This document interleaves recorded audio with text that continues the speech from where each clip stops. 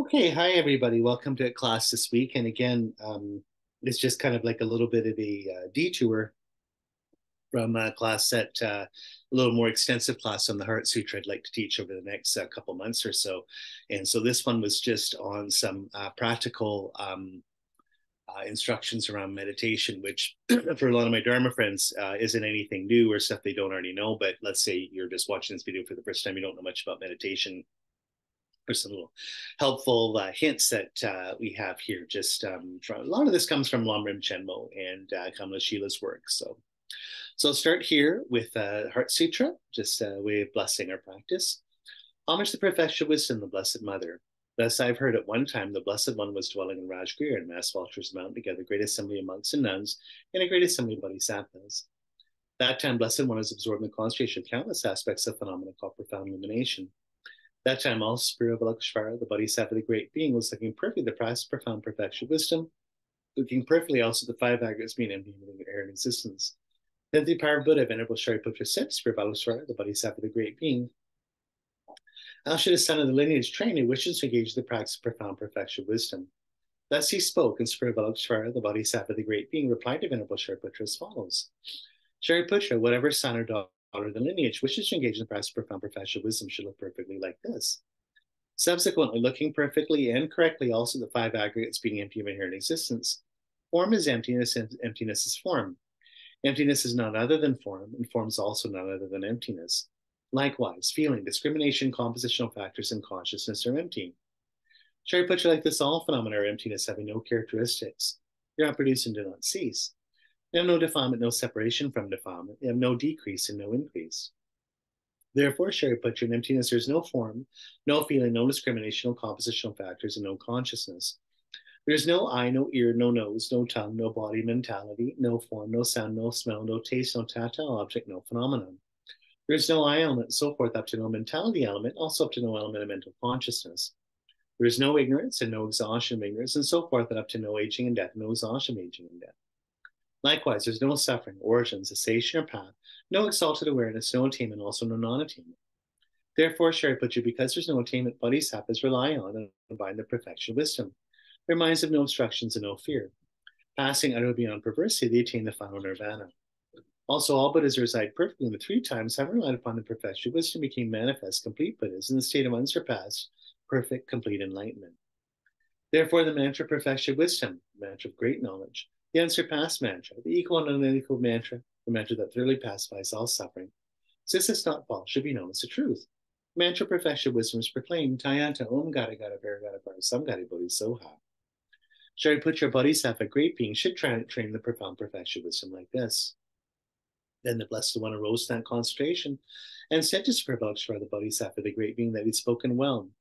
Good, good, O son of lineage, like that. Since it's like that, just as you have revealed, in that way the profound perfection of wisdom should be practiced, and the Tathagatas will also rejoice. When the Blessed One had said this, Venerable Shariputra and Spirit of Avalokiteshvara, the Bodhisattva, the great being, the entire circle of disciples, as well as worldly beings, gods, humans, demigods, and spirits, were delighted and highly praised what had been spoken by the Blessed One. Okay, let's just take a moment to visualize ourselves seated in a wide open space with all sentient beings. Just we're all meditating here together. So our mother on our left, our father on our right, people we love behind us as support, and people we have issues with, karmic debts, problems, so forth, even sort of public figures or whatever that we don't like, we can have just in front of us as objects of our care and compassion. And moving up from there, people from all over the world, countless living beings in the natural world and the animal realm, from tiny insects all the way up to big mammals, countless beings, excuse me, also in the spirit world. We can think of beings in the different, the astral, ethereal planes, elemental planes, and so forth here with us. Celestial beings, different gods and demigods. And then countless sentient beings stuck in hungry ghost and hell realms, sort of lower states of rebirth, suffering. But here together, we're all here, we're all happy, we're all meditating here together. So a beautiful blue sky above us here, like a dome we can visualize in front of us, just like a big harvest moon. There was a big super moon last night, so we can think of big moon like that, Buddha Shakyamuni, surrounded by all holy beings. Like they always say, like the full moon surrounded by stars or constellations. We'll probably in our practice at a certain point go back to doing a bit of Churchill practice where I'll do sort of the elaborate merit field. If you'd like to do that, that's wonderful. Where we have the gurus of the vast path on our left and gurus of the profound path on our right, tantric gurus behind Buddha Shakyamuni, and all tantric deities and Buddhas and Dakinis and so forth in front of him. If you'd like to visualize that now, that's great. Otherwise, just keep it simple with Buddha Shakyamuni. And you can have him sort of floating in space or on a lion throne, multicolored lotus, sun and moon as well. And he's in lotus position, 3 robes of a monk. He has a begging bowl, medicinal nectar in his left hand. And his right hand is in the subduing mood for touching the earth. He wears 3 robes of a monk and so forth, being a beautiful golden energy. Excuse me. And then at his heart, his higher Sambhogakaya form, Conqueror Vajradhara, with his partner, Vajradhatu Ishvari. Yin and yang, they have beautiful sapphire blue bodies with crowns and in sexual embrace.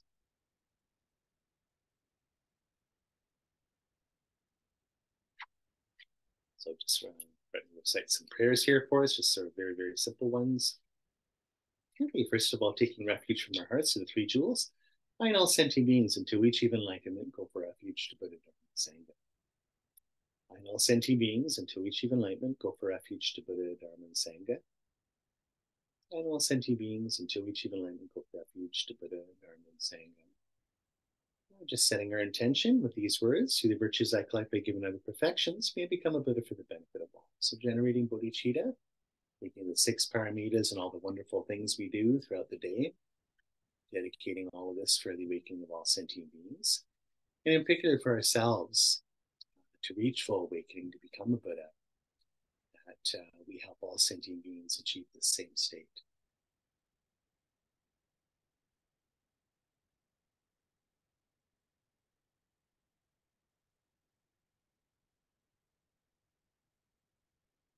Pleasurables, may everyone be happy, may everyone be free from misery, may no one ever be separated from their happiness, may everyone have equanimity free, from attachment and hatred. 7 limbs, with my body, speech, and mind, humbly I prostrate and make offerings both set out and imagined. I confess my wrong deeds from all time and rejoice in the virtues of all. Please stay until samsara ceases and turn the wheel of Dharma for us. I dedicate all virtues to great enlightenment. Just holding at our hearts here, beautiful, beautiful, purified universe. You can visualize the Vedic universe if you like, or just feel that the whole cosmos is in our hands here. Beautiful and pure, all beautiful things that we're offering up just to open our hearts, generosity. And also, like I said, a circle of reciprocity, circle of giving, the big wheel of energy that they talk about in shamanic traditions, where we make offerings to the spirit world and the spirit world sends us energy and healing or a blessing. Same kind of thing here. The ground sprinkled with perfume and spread with flowers, the great mountain, 4 lands, sun and moon, seen as a Buddha land, and offer thus may all beings enjoy such pure lands. I offer without any sense of loss the objects that give rise to my attachment, hatred, and confusion, my friends, enemies, and strangers, our bodies and all enjoyments. Please accept these and bless me to be released directly from the 3 poisonous minds. We send forth this jeweled mandal to you, precious gurus. Om Manam Guru Radha Mandala Community. Amen. Having made these sort of requests and offerings here, so from the hearts of all holy beings, streams of light and nectar flow down, granting blessings and purifying. So we can just feel beautiful from the mirror, in particular from the heart of Vajradhara and Vajradhatu Ishvari's heart, at the heart of Buddha Shakyamuni, golden lights coming down, just like sunbeams, sunlight, and like a soft energy. The best is to have it like you can have sort of like 2 things. Like sometimes I do like sunlight, just beams of sunlight. Yeah, you're outside, it's cloudy, you're sitting on a park bench, and all of a sudden the clouds open up and sun comes on your face. All this light and warmth, it's so wonderful. beautiful, especially if it's in wintertime or after it's been raining.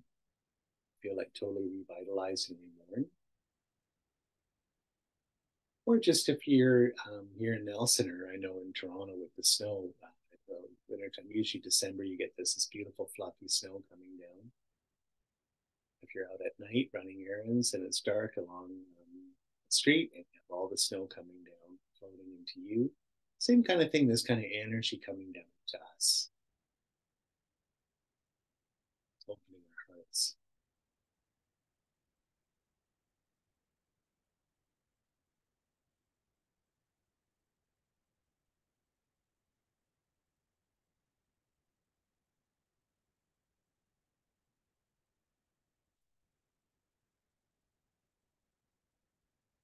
Some Buddhist Shakyamuni and all the holy beings, precious gurus and Buddhas, Bodhisattvas, yet arms, arhats, Dakinis, Dharma protectors, all the whole holy light beings here. Please grant us your blessings of body, speech, and mind. So with this, we can feel Buddhist Shakyamuni is like the big sun, golden light going out in all directions. It starts to melt all the other beings. It's almost like, again, like you've got a huge moon, excuse me, super moon. That's just the energy is so big you can't see the other stars. All the other little holy beings start melting into golden light, sort of like getting attracted inwards, like to a magnet, dissolving into Buddha Shakyamuni. So he's alone in the sky, and then he starts to sort of melt into light, dissolving into his heart, in the nine couple Vajradhara and Vajradhatu Ishvari. They're like a beautiful blue diamond or a sapphire in the sky, shining. Like, please grant us your blessings of body, speech, and mind. They start to come down towards us like a little shooting star, but slow. Crown of our head, turn around so it's the same facing same direction we are. So about the size of a sunflower seed, or like a little gem. They descend into our crown chakra, slowly descend to our heart. And when they reach our heart, they just dissolve. And again, just like dropping the sugar cube in hot water, instantly dissolve, come on with us. All their power, all their wisdom and compassion and love go directly with us. Just like one glass of water to them. Sit with this for a few minutes, just feeling great spaciousness, great bliss, and sense of totality and satisfaction, contentment. And again, joy, sort of positive energy, affirmative energy.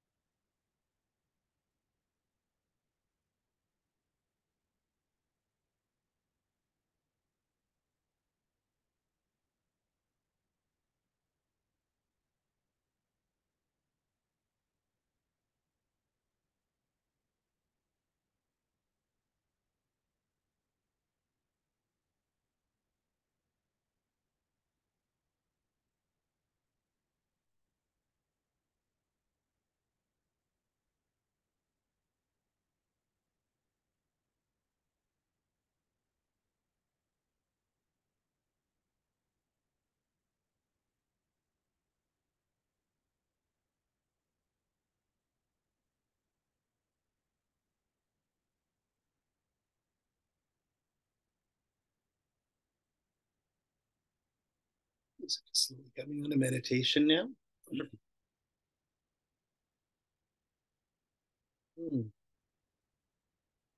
Okay. Hey, thanks for joining. And here we go. So today's class, just wanted to talk about two things, just for sort of basic practical things around meditation.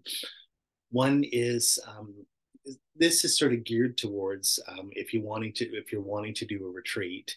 Basically, if you want, it's just like if you're going away to one going because shamatha or vipassana retreats there, what those kinds of conditions look like. It's a similar kind of thing if you want to just on your own go up to the cottage, do a little retreat, or even as best you can, if you're in the big city or just out here in the country, how do I arrange an environment to have a successful meditation retreat if I'm just really working on concentration?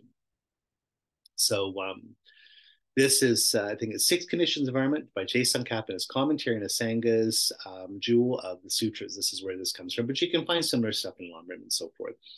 So there is six conditions here. So the first one is stay in a conducive place. It's basically that the Tibetan is tupeyo, which is kind of like a harmony place. So obviously a place that gives you a sense of inner harmony or good energy, right? So breaking that down into about 5 little subsections, what is that? Sort of a place of a conducive, a good, proper place, so to speak, is one. Everything you need to be comfortable physically should be there. So clothes, food, and heat. So you should be comfortable. And this sort of runs against sort of a cartoon Buddhism that people have, where you should be in ascetic conditions, like painful conditions that otherwise, like, unless it's kind of like a basic training in the army, like if somehow you're uncomfortable, then that's good, and that you kind of like macho, right? You're going to be really push it. So it's like, oh, I'm doing meditation retreat, and it's wintertime, but the heat's broken, but that's okay, because it's like, I'm a good meditator. It's going to teach me that I don't need heat, or I'm just going to live for a week just on Special K or cornflakes, and that's it, and whatever, and I can just sleep on the floor. And some people can do that if that's kind of like their spiritual thing. But on the whole, your mind is going to be tough enough on you. You don't need to have the physical conditions being hard on you as well. If anything, it gets too hard, you get too sick, you won't be able to do your retreat. And so technically it should be a comfortable place where it's enjoyable for yourself to do some meditation. People have these kinds of funny kind of fantasies about things. Like I said, I wish I'm just a poor flight attendant with no money, but if I could charge people for whenever they told me certain things about Buddhism over the 30 years I've been at work, if I could get $1, I could retire now. But one of them is, people always say, number one is that at some point in the future, they just want to go to some cave in India and be like a yogi or something. Like I always get, so can't be a yogi here in Canada. Like they have to sort of run away to northern India and live in some cave, and then they're. But the other one is that, and then of course is just the second one is I've tried to meditate, but I can't meditate because I can't make my mind blank with no thoughts. That's the other kind of second misconception I always get. But the third is just like, oh, like I want to be a good meditator. I want the same thing, be this sort of ascetic superhero where I don't need to eat. I can just sort of live in a ditch. I can sleep on a bed of nails, this kind of thing. And I'm always just like, where do people get these kind of funny ideas about what it means to meditate? But anyway, so there you go. So it should be a comfortable, not an uncomfortable place. Two, it should be a safe place. Obviously, if you decide to do a retreat in a bad neighborhood where there's lots of drug use and people are getting robbed, and you hear gunshots, or you just feels like bad energy, it's like a real place where you get, or like, maybe you're not doing a chid retreat, you're just doing your regular Vipassana retreat, but it's a creepy place. It's like, I'm going to the creepy part of town by the cemetery and the old abandoned hospital, and I'm trying to do this, and I've got the creeps every night and I can't sleep. Then not a good place to do meditation. Two, should be a good environment where you won't get sick, not too hot or cold, too noisy, etc. Of course, you don't want it too busy. You don't want bad conditions where you're going to get sick. Like, for instance, in the third world, I mean, I remember, well, we don't say that anymore, but other countries, but I remember two of our friends that were studying Dharma in the late 90s when we met them in India.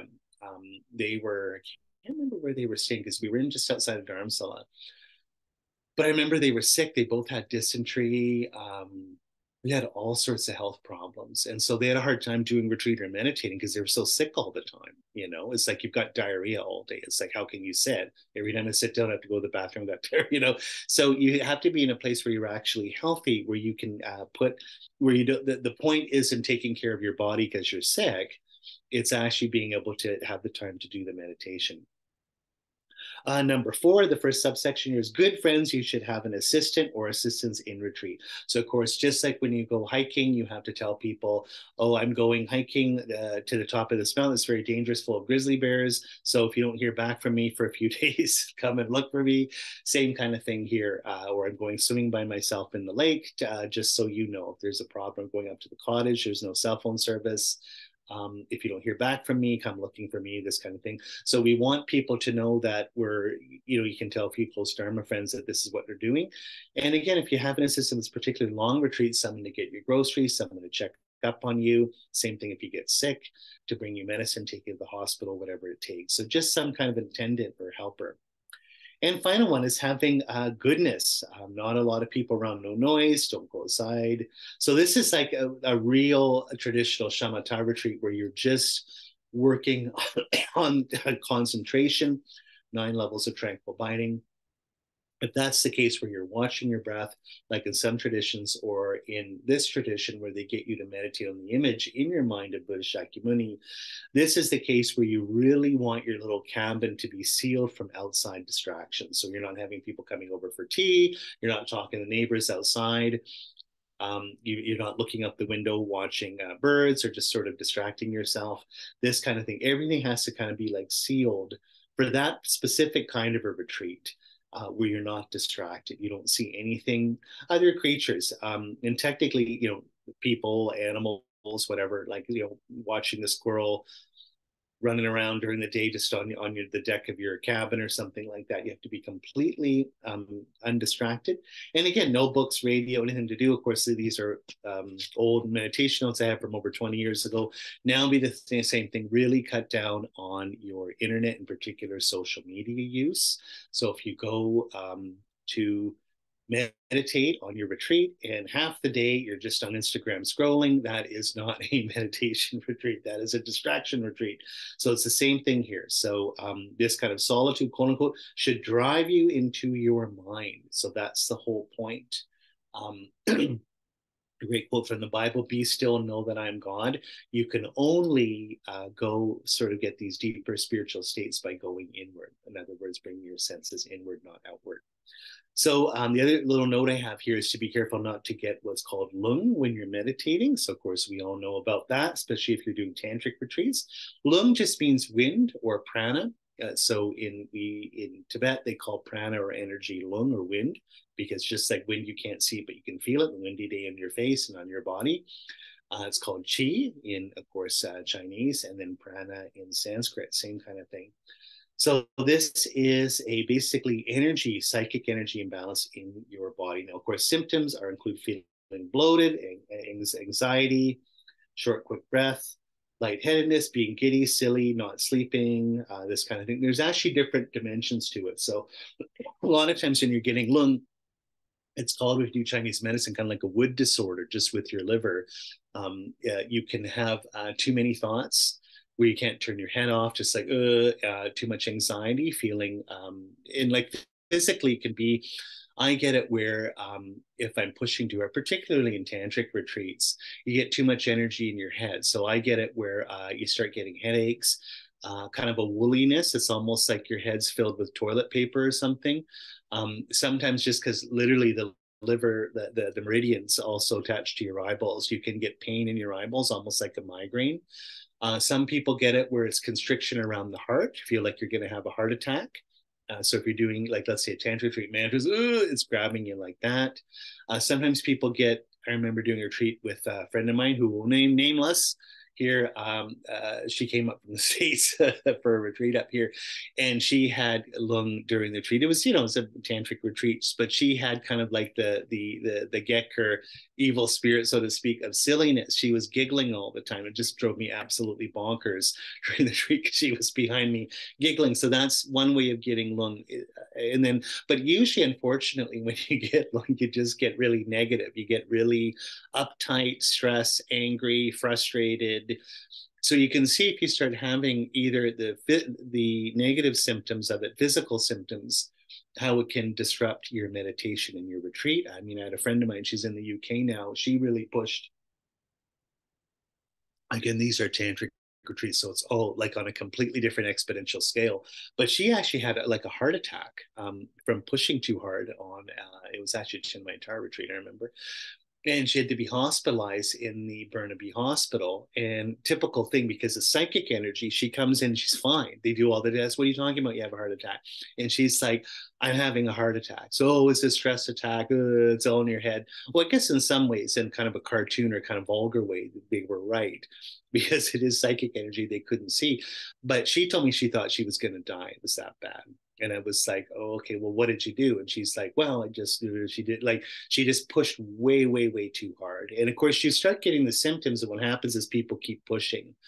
They start to have all these negative experiences of lung, and they're like, oh, it'll go away. Or even sometimes, I'm better, man. I'm just going to push through this, be like, just like if you've injured yourself when you're working, even on the land, like sometimes we're picking up big rocks or boulders. And it's like, oh, I hurt my back. Oh, don't worry. I just need to get the job done.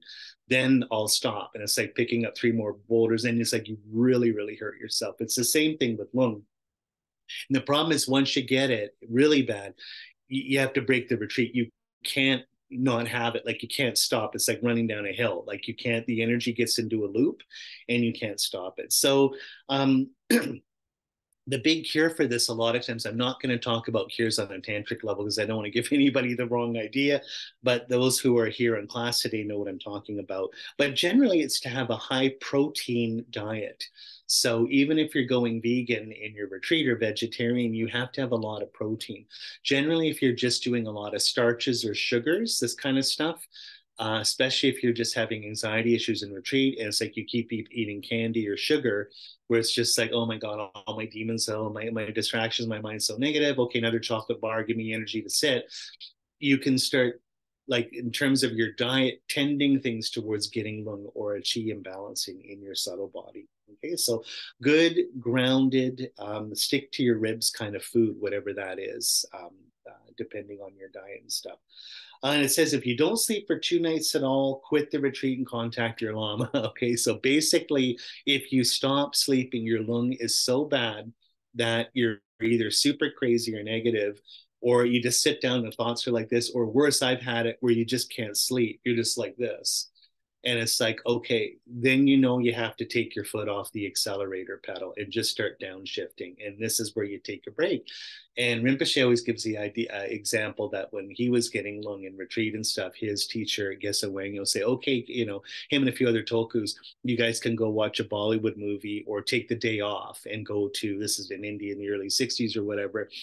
You can, or maybe even, I guess it'd been the early 60s, take a day off and go to the river, and guys, just hang out, go swimming, whatever, hang out, just don't do anything. No more study, no more meditation. And then, of course, you relax. And so all the prana comes down and then you feel better. So when you're in retreat, you have to know how to do this. I always said, Buddha gave that advice to the musician. He's like, how should I meditate? It was like, when you're tuning your sitar, what happens if you tune it too tight, the strings? Oh, that's no good. What happens if you have too loose? So then you can't play it. And Mashi Labdron, our great Chudguru, always says, tighten, tighten, loosen, loosen. So that's the mantra, tighten, tighten, loosen, loosen. So you're always kind of like tuning the radio, just trying to zero in on that right point, not just with your meditation, but your practice, how much to do when you're in the retreat. Okay, that's the external thing. Now we want to talk about the internal thing. So this is the second out of 6 here is Dupa Chinwa, which is attitude that you don't need too much to be satisfied, few needs. So not behind maintenance, drama person when you're in retreat. You just have a very, very simple life. So if you're in retreat and it's like, oh, I ran out of my special vegan kale chips, Oh, that's it. The retreat's done. Like if you're kind of like the high maintenance with your needs and stuff, you won't be able. There's a certain degree of the retreat is just having an attitude of renunciation. Three is Chopa, which is the attitude of being satisfied with whatever you get.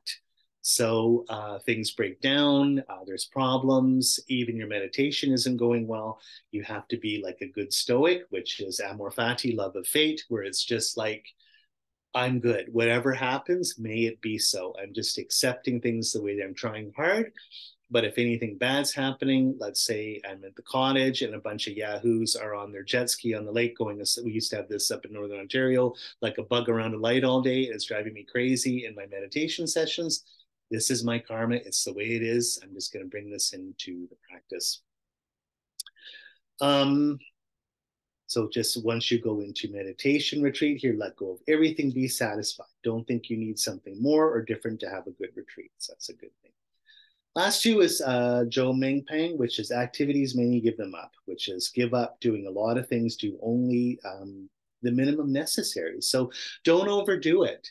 Give yourself lots of times to relax, lots of times to do your meditation. Don't do you're going on meditation retreat. Don't say, well, I'm actually working on a novel too. I'll come and do my novel.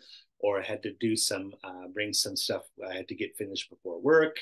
Or like having a bunch of other little things. Or even just spiritually, it's like, you know what, I'm doing my meditation retreat, but I'm also studying Buddhist logic at the same time. Technically, just strip it all down to your most minimal stuff necessary and just focus on the practice of meditation itself. And this one here is Soul Trim Dakpa, which is morality pure. So avoid harming. So it's interesting. You cannot have concentration, you cannot let go unless you have sort of a pure morality or pure lifestyle here, especially in the retreat. See, try to be especially good before you go into the retreat. So oftentimes the retreats center, they have the 5 pratimoksha vows written somewhere where it's just like, no killing, no stealing, no sexual misconduct, no intoxicants, no killing, stealing, sexual intoxicants.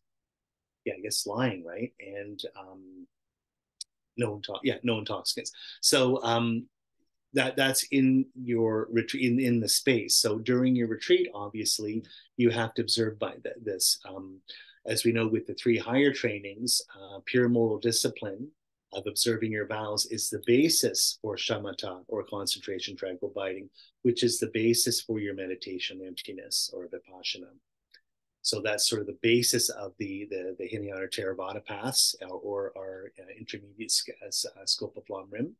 So yes, non-harmfulness. You have to have non-harmful thoughts, non-harmful physical deeds, non-harmful verbal deeds. I mean, you're by yourself, but technically you shouldn't be saying sort of mean, awful things too. So keeping just the vibration pure rather than impure. This is what you need to do in retreat. And the final one is just to get rid of sense desires. Nam Tok Pang, which is you have to go inward, withdraw from the senses. So don't have anything, just even innocent things of, let's just say, looking out the window all day, watching the birds or something. We want to go inward, let alone having your phone on hand, texting, or even in your mental sense, fantasizing about things. That's sort of difficult because it's sort of a mara when we're practicing. But we have to sort of withdraw from all this, have the renunciation of pulling back from our regular worldly life. And as you can content yourself with what Lama Yeshe said, is he said, practice Dharma, in particular meditation, and he says, it's an ironclad guarantee. He says, if you don't like it and you want to quit, I guarantee all your delusions will come back. It's like money back guarantee. So you can always think that if you're missing all your fantasies and sense objects and everything else, don't worry, when you come out of retreat, they'll all come flooding back. You haven't missed anything. And even when you turn on your phone or go back on the internet, you see the world's exactly the same crazy world that you left before going into retreat. Okay, so that's that. That's on how to have a good spot to do retreat. The other little thing I wanted to do is just have a few little notes before we can have a few questions. It's just the 5 problems and 8 corrections to your meditation. Just quickly, we all know these. It's good to have it. Again, it's a little different style when you're doing Mahamudra, or like, let's say if you're an Nyingma tradition, do Dzogchen or whatever else. But generally, if you're just doing any kind of concentration meditation, you need to know these 5 problems and then how to correct them. So the first one, of course, is being laziness, which is, of course, not wanting to meditate. There's different kinds of laziness, but one of the ones I like to bring up is what they call in the traditional teachings, what they call Deva Putra Mara. So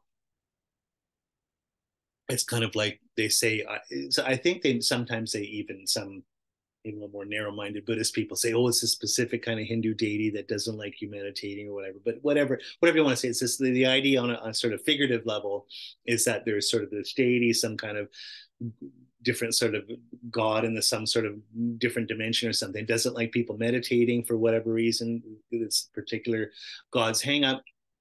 And so, he starts sending you kind of these negative energies that distract you when you try and meditate, right? So you can think of it almost like you're in Gnostic Christianity, you're just figuring out the inner Christ. And so the demiurges and the archons are like, whoa, he's trying to escape the ironclad prison of the matrix. We got to make sure to distract him so he's still stuck here, right?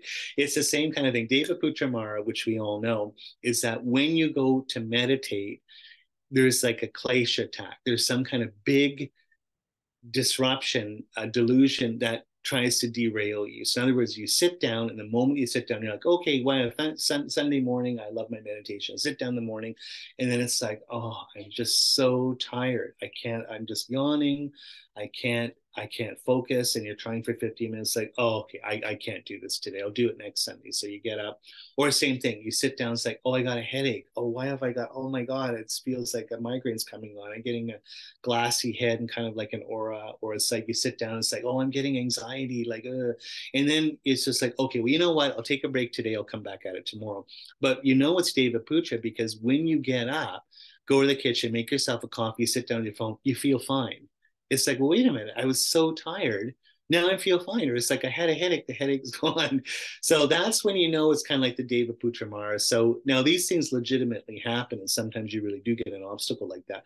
But for Deva Putra Mara, this kind of laziness, you should just sort of see and just take a moment, just give yourself 10 minutes or so and just like, is this really a big problem going to derail me? Or is this just kind of like a trick on an energetic level, just to sort of test my devotion here to the practice?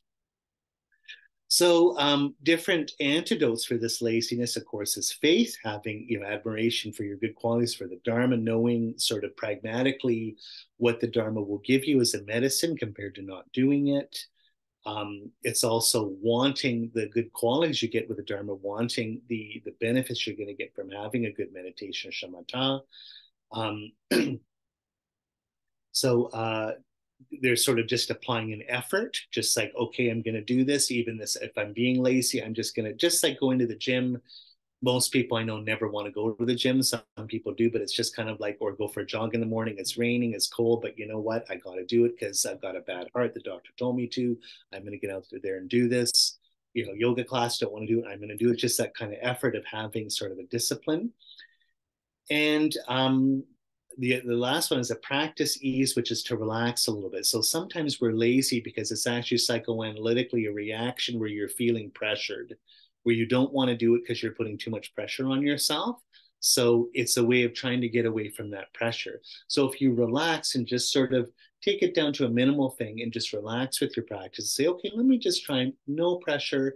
Let's just sit and just do it in a nice, relaxed, enjoyable way, rather than sort of a super ego Freudian way where it's like, I have to do this. It's like, it's just like, it's like a religion. It's like, I'm going to punish if I don't, I'm a bad person if I don't meditate, right?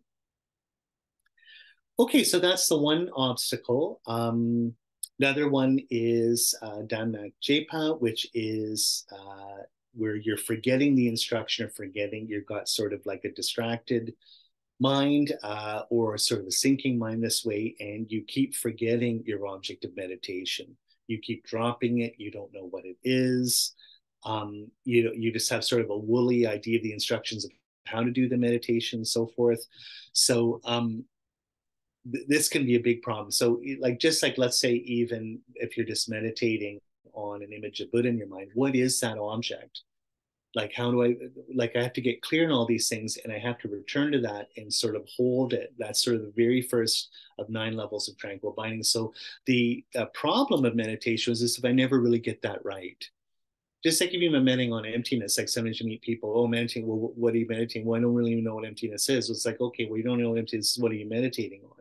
So the antidote for that is, again, really to habituate yourself, train yourself, and embody that object that you're meditating. Really, really kind of get the technique down, the instructions, and really learn to hold it.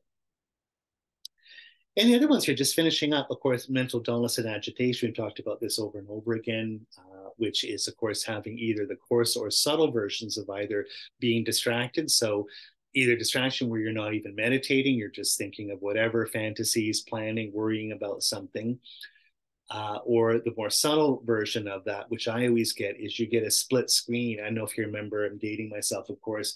In the 1970s, in TV shows or movies, they'd always split the screen where you call someone and then you see the person pick up. So I get that meditation where you're meditating and it's a good object, and then the screen is whatever, it's you doing something else or thinking about something else.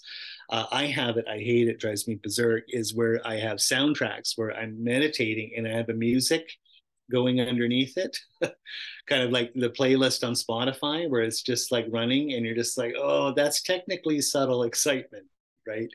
So as much as like a new age, they always want you to meditate with all stuff and, and meditate, and then they put the spiritual music in the background. Technically, you can't do that if you want to get deeper levels of meditation. And then, of course, subtle dullness and coarse dullness, we all know. So your meditation has to be 3 things: alert, bright, and fresh. So you can, so these things have to be present all the time. And if any of those 3 are missing, you're dealing with dullness mind. So coarse dullness, ironically, if you're just falling asleep, you're not even meditating. It doesn't even count as a dullness. But coarse dullness is where something can be alert and bright, but not fresh. And so basically you're holding an object you're meditating on, and you're holding it, like you can see it, you're alert, you're bright, but again, it's flat. There's no energy. It's dead. You're just kind of like this. So subtle mental. So we have to have the freshness with that. Actually, maybe I made a mistake here. So basically, yeah. Okay, here it is. We need fixation intensity, but no intensity. So basically, you can hold things with a coarse dullness, and you're sort of alert, but it's still fuzzy. And we all know that when we're a little tired, right? So we can have sort of a fixation, but the clarity is not so good. So it's almost like when you get like glasses where they put, when they're testing your eyes and they get you to read the little letters. Like, you know what it's like when things are moderately fuzzy, right? They, at a distance, it's A, B, C, D, and it's like, you can kind of make it out. So that's a coarse dullness. And then the subtle dullness is where you're lacking the sort of freshness or intensity. So I always think to myself, how do you feel after you've done your yoga class? How do you feel when you're leaving the gym? How do you feel when you're done swimming and you're getting out of Lake Ontario? How do you feel when you're done your morning jog and you get back to your house, and you got to take the headset off and everything's bright and intense? That's what we want our meditation to be. It has to have that intensity and brightness. So subtle mental syncing is where you don't have that. You're holding it, it's clear, but it's dead. And they always say that this is, as we've spoken about before in class, this is the worst one to have, because it takes a long time, even at the levels of mental abiding, to get rid of it. And oftentimes, of course, as you know, you can misinterpret this for being a shamatha or shine. And they always say, not to pick on people, many people make this mistake. In other words, people say, hey, dude, I can meditate for 2 hours straight and I'm as clear as a bell. But are you meditating, or is it just a delusion? Is it just a subtle mental sinking or dullness if it's flat? And this is why they say it's so dangerous, is you can spend your whole life meditating this way, and it's not even meditation. And as Trumpa said, you're actually creating karma for ending up in some God realm or jhana state where you're just like this, blissed out for like 1,000 years, right? So, okay, so we have the two antidotes here, which is what they call Sheshing and Dupi Jepa, which is alertness or a mental factor of watchfulness, where it's a little mental factor always checking in on your meditation. So when it's the one checking, do I have these two kinds of like excitement and sinking or mental dullness? It's like they say a little spy or the little check here. It's kind of like some little app that's checking whether you have a virus or something going through. And then the other one is not taking action. So we have to have this mental factor that makes sure that we do correct ourselves when it needs correcting, right? So this is sort of like a little bit of a discipline that comes with the watch, or with the alertness or watchful one. Okay, so that's, and then the other two, just to let you know, the other one is the other problem is yeah. So okay, sorry about this. So I made a mistake here. So we need to take action because the problem of meditation was not taking action. So this would be a sort of a delusion here where we're not correcting ourselves. Like let's say we're enjoying or just letting it rip with our fantasies and not correcting it, or just letting ourselves get too sleepy or too distracted. So the antidote with that would of course be taking action. Okay, so we different ways for agitation, we need to loosen up. And then for if we're getting too excited, and for dullness, we need to tighten up, make it more clear.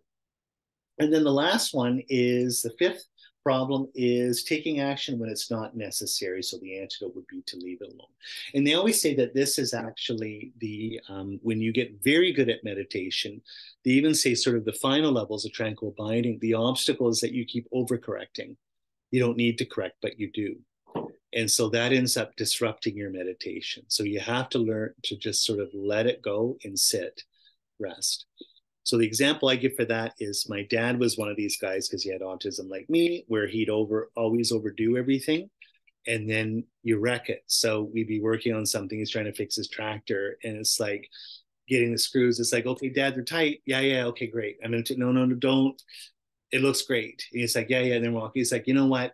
I got to tighten that screw one more time. And then, of course, you break thread. And then he get all mad. And it's like, Dad, you're overcorrecting all the time, because he had that kind of perfectionist thing. So if we bring that to our meditation where we're overcorrecting, we're going to give ourselves alone and stuff.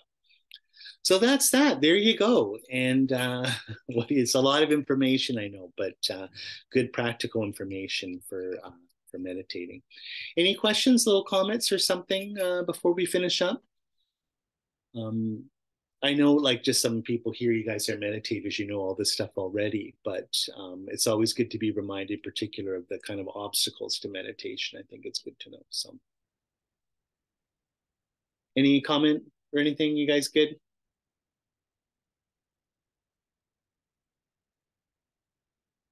Matthew, I was just going to say it's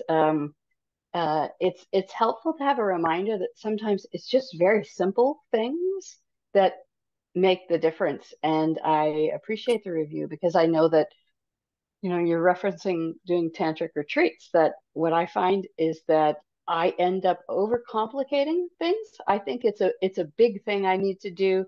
Mm-hmm. And it's actually small things I need to do that I've ended up kind of causing myself more difficulty, because I just needed to eat a little more.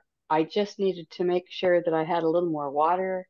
I actually needed to relax a little more, stop pushing. And it was small course corrections. And yeah, my mind is one that will make it, oh, it's a big thing. And it's like, no, it's very small things that just need to be changed. So thank you for this.